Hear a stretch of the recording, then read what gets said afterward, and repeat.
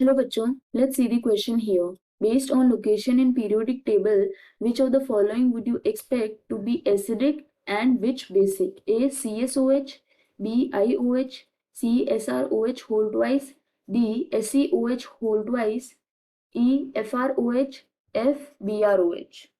Here we will start our solution first. तो सबसे पहले हम start करेंगे with key concept in this case.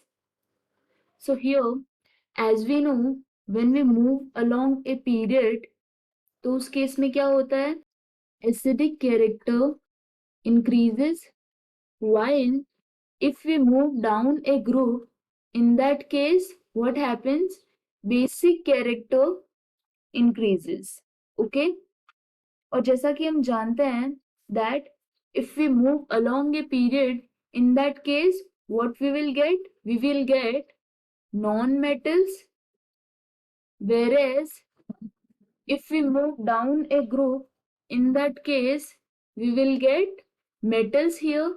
That means अगर यदि नॉन मेटल का हाइड्रोक्साइड है तो वो एसिडिक होगा और मेटल का हाइड्रोक्साइड है तो वो बेसिक कैरेक्टर शो करेगा. So here in this case we have CSOH, IOH, SROH whole twice, and then we have SeOH whole twice, FROH and BROH.